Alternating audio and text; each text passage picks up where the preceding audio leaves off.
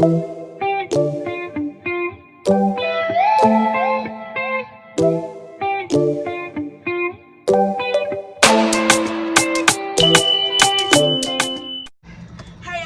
it's your girl Shamari, and I'm here with my girls, and this is MariTalks. And so today we're going to be talking about what's going on. Basically, we're going to be talking about Black Lives Matter, and we're going to be talking about white individuals. We're going to be talking about their privilege. We're going to be talking about their involvement in the recent protests. And we're just going to be talking about white people, okay? So let's get on with this conversation. They grew up in a home that did not even necessarily a racist home, but if they grew up in a home where they was not taught how to interact with other people, then that continues unless they have those circumstances like college where they get around other people and then they want to learn for themselves. You know, it's kind of hard. A lot of stuff does start from home. And then too, I feel like privilege is a thing that something so small that we don't see, because like we probably don't even recognize that we have a privilege every day of just walking. You know, we don't have the inconveniences of someone who is in a wheelchair. And you know, sometimes it can be, you know, something in our back of our mind, you know, and not to the forefront. And I feel like sometimes, you know, whenever it does come to white privilege, it's that same narrative. It's something that you just don't know. And I feel like just because you have a privilege doesn't mean you, like you were saying, like you don't know that privilege. And don't get upset because white privilege doesn't mean that you've been handed everything, that you've never seen struggle, that you've never been through hard times. Like white privilege just means like that didn't happen because of the color of your skin. Yes, I definitely agree. I feel like it's a sense of ignorance that they have about their privilege. They don't know that they're privileged. So white people don't even know that the fact that they have the ability to detach themselves from the situation, that is privilege in itself. Like we don't get to detach from the world. We don't get to just act like, you know, the weather's beautiful and nothing's going on. Like we're really hurting. Like we are hurt. We are angry. And that's true. You all need to wrap your head around. Yeah, definitely. Because I've seen people recently post on social media, I'm just not going to worry about this. I'm not dealing with this. You know what? I'm logging off until y'all figure it out. No, you need to be a part of that process, to be a part of figuring it out, especially as an ally, especially as a white person. Like, you are the person that we need to make change. And you're going to have to stop and reevaluate yourself. If you was raised in a home where your parents didn't, you know, interact with other black people, your parents didn't teach you that you have to treat everybody respectfully, or your parents did teach you that you treat black people less than, then you're going to have to figure it out how to not be that way anymore. You know what I'm saying? It's not have to be serious. It's the serious matter. The system is and even like, you know, we talking about tradition, even the households who don't bring it up. Think about people like, well, my mom never said this, she never said, but that's a problem too, because silence is saying something.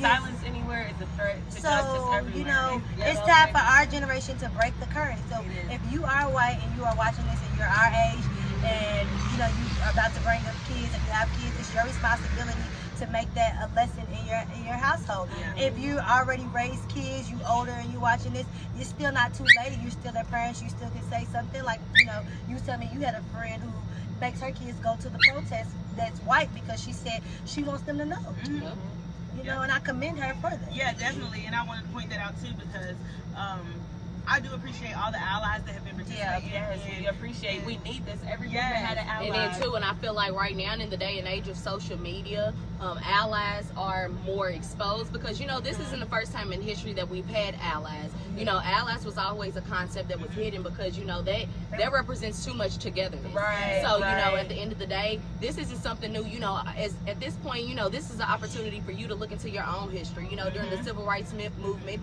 who were the white allies of your time? You know, that came about. Yes, and what did they do? Exactly, and they'll give those people an opportunity to relate. Because I understand that it could be difficult to grasp the concept of racism as a white person if you feel that you're not a racist, or if you're not a racist, but because you don't relate to it as we relate to it, because people are racist towards us, and some other white people relate to it because they are racist.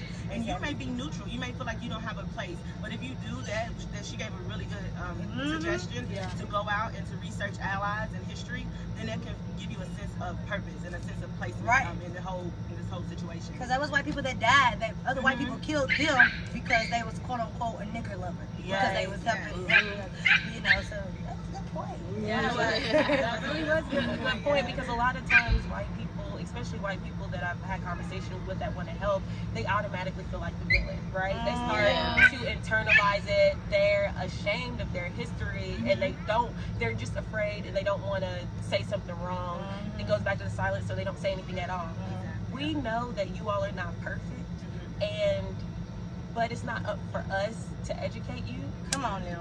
You can do that, but at the end of the day, we rather you say something than nothing at all. And it's actually offensive for you to want us to educate you, honestly, Right. because like I mean, We know your history. We're living through these we're living through these trenches. You know what I'm saying? And we live in a day and age where it is Google, it is social media.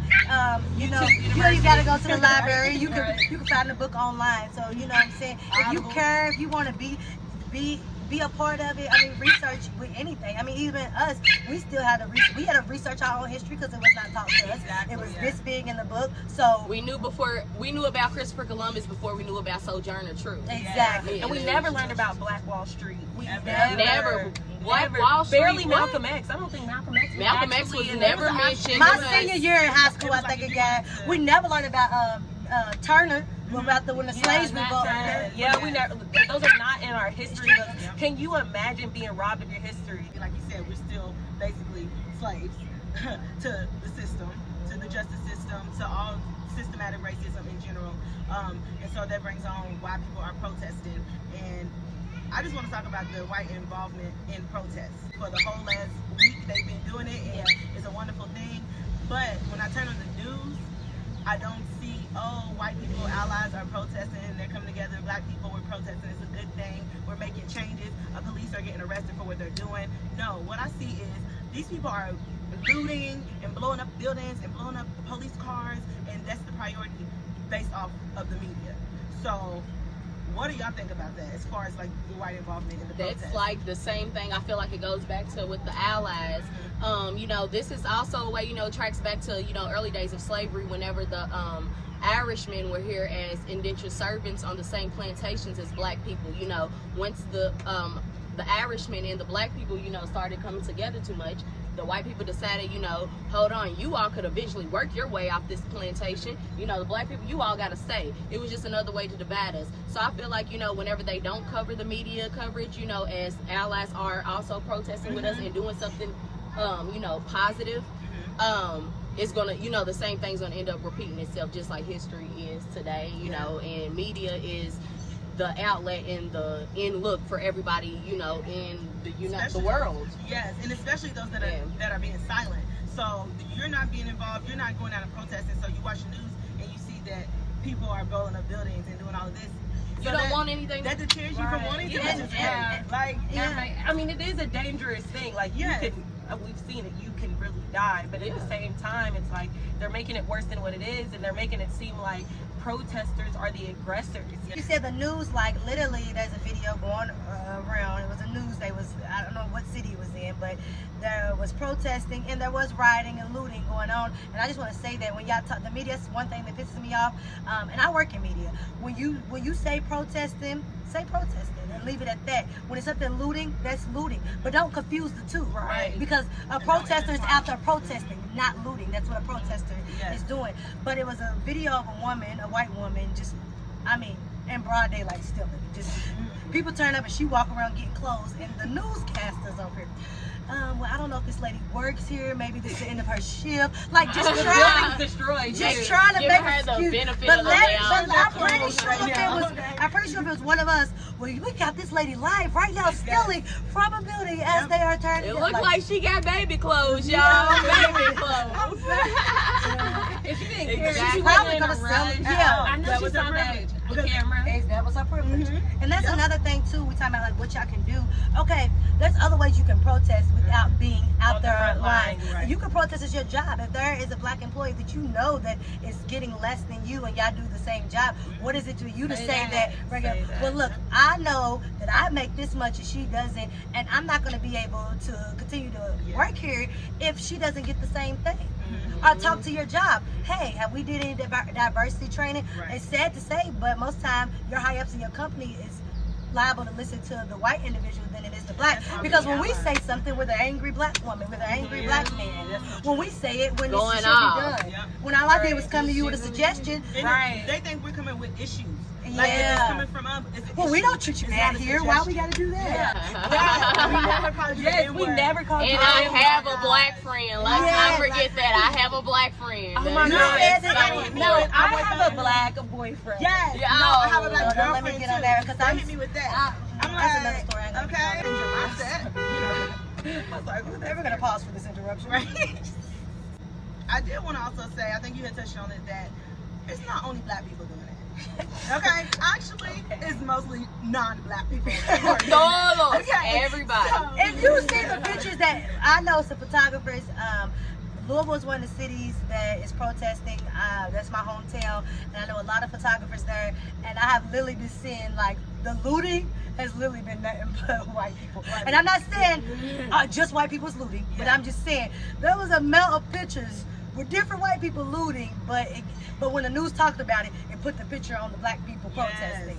Now I'm not saying that African Americans, black people was not out there looting. I'm not saying that, but I'm saying we weren't the only ones, and we wasn't the majority of them. Why do y'all care about property over dead bodies? that You know what I'm part, saying? yes. Like, why do people care so much about money and power that they're willing to allow others to suffer? But y'all weren't worried about fixing Breonna Taylor's windows when they were busted out with bullets. And like a white man said, he called onto my show and said, we would do peaceful protests when y'all make peaceful arrests. Yes. So, you know, The the white guy that shot up the church got Burger King. Okay? But but somebody was selling cigarettes died. You know, so allegedly selling cigarettes. We don't even know if that's to even be true. So my thing is, these non-violent crimes are not even crimes at all, because a lot of them hasn't even been proven, because Breonna Taylor did absolutely nothing but sleep at home in her bed. And who was the judge to sign off on the warrant? Because in order, the no-knock warrant, you have to have solid evidence. So for this man that y'all was looking for to already be in custody, and the judge still signed off, I mean, the chain of command, you know what I'm saying? We want to fire people, but we need to fire and prosecute. And some people don't need to be fired. Who was the judge? Because you quiet. Because you need to be fired too. You need to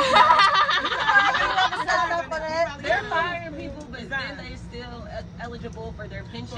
Or they could go to another city. That goes back to the justice system and policing policies. Like that should literally only take 8 weeks to become a police officer. But and you're about to serve and protect around somebody's life. You know what I'm saying? But it only takes 8 weeks. But it took me 4 years to get this diploma. Yeah. But a social worker who's saving kids still might get shot. Has to get a 4-year degree. I'm saying, like, what do you learn in 8 weeks? You're not learning how to interact with people. You're not learning how to do different situations. You're in a classroom part of time, and then you following somebody. People go to school for 4 years to learn communication. Exactly. We're not saying being a cop is easy, like, because it's not. And that's why we're saying, like, it needs more training. You're dealing with people from a psychological standpoint, from an emotional standpoint, from a physical standpoint, and you have to be able to interact and talk with people. Now, if you have fear of people, then automatically your fear is going to react. Exactly. That's the last job you need to apply for if you fear anything. Yeah. If you fear anything, I don't care if the program is 18 months, how long. So why don't we have an actual citizens overwatch for the police department? You know what I'm saying? But they don't want to do that. If you get into your community, people know you. Like, for example, T. Norman, you know, a lot of people, all of us are social.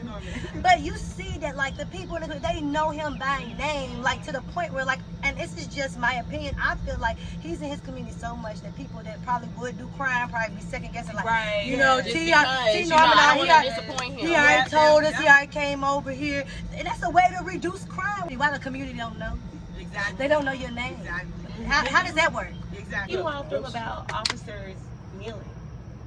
I feel like you're just doing it to make everybody be quiet. Yeah. I mean, you kneeling, that's cool, but it's just like, now you're kneeling. I mean, when Kaepernick was kneeling. Yeah, like, and two, like, a kneel, that's fine, but don't the captain is telling them to do it half the time. Exactly. You can see it on everybody's face. They like, oh, because you know they've been on Facebook and social media talking about Kaepernick all, you know, these years. And so their captain's sitting there telling them, hey, y'all gotta be one with the people. They're using it as a comment. So that stuff don't get out of hand. Because my thing, you can kneel all you want to, but what's gonna come behind it? What is the work that you're gonna put up behind it? Yes, that's what really matters. Walking with the protesters, to me, it's a little more effort than Yes, doing. walking Come on now. is way And I feel more like effort. You should do it intentionally. I seen a tweet post the other day. It was like, millennials, y'all not playing. We breaking the curses. Yes, we sure. not. We We're not sitting back and we radical. Right, and to bring it back kind of full circle, we remember not seeing representation on TV. Imagine white people never seeing representation of us on TV. Yeah. Of course, And then your first you're gonna run-in be with the scared black of person. getting- Or the only thing it when was you're music an adult. videos. All the Video racist videos. movies out there, like that have these microaggressions and how they represented us. Yes. And it's like, okay, if all we see is like the few black people are on TV, they're thugs, be portrayed as thugs. All the, and that's when a lot of Their gangster baby, movies was yeah, out. Their There was baby black mamas, people. they're like, you know, if that's all you're seeing, then you're never gonna have an accurate representation of black people. Some people get mad when we make memes and jokes about stuff that's going on. You gotta understand, black people, we've been through the struggle forever, so we have learned to laugh. You know And what I'm enjoy saying? at the same time. It's not necessarily anything for you to understand. Exactly. Because at the end of the day, culture, even though we are one country, we are different cultures. Yeah. You know, in black culture, we have our own language, we have our own clothes, our style of music. I mean, you know, that It's just a goes on part of culture. our culture. You know, so, and you don't have to necessarily try to get all the way into it to understand, but just look on the outside. I mean, look from the outside in and enjoy it. Yeah. You know, And like treat enjoy the I beauty mean, of but, it. so yeah, my final thought would be like, you know, white people, if you're white, educate yourself and don't not say something because you're scared or you're scared of offending us or anything like that, because you not saying something is saying a lot. You know what I'm saying? Especially if you got yourself a friend, a coworker, or whatever. It is your responsibility, you know, to educate yourself, just like we have to educate ourselves. And it's your responsibility not to remain silent. I'm not saying you have to get out here and protest. There's other ways you can make a difference. You can make a difference. Use your platform. Use your Support platform. black businesses. Use your privileges. Support black businesses. Use your money. Because Donate. most of y'all got more than we do. You know. Show face. You know. Yes. Serve it. Yeah. And Come to and our stop business. saying Make things diverse. and stop saying all lives matter. Stop gentrifying our stuff. Yeah. That's another I topic. know. Yeah. As my final thoughts, I feel like everybody should show their involvement.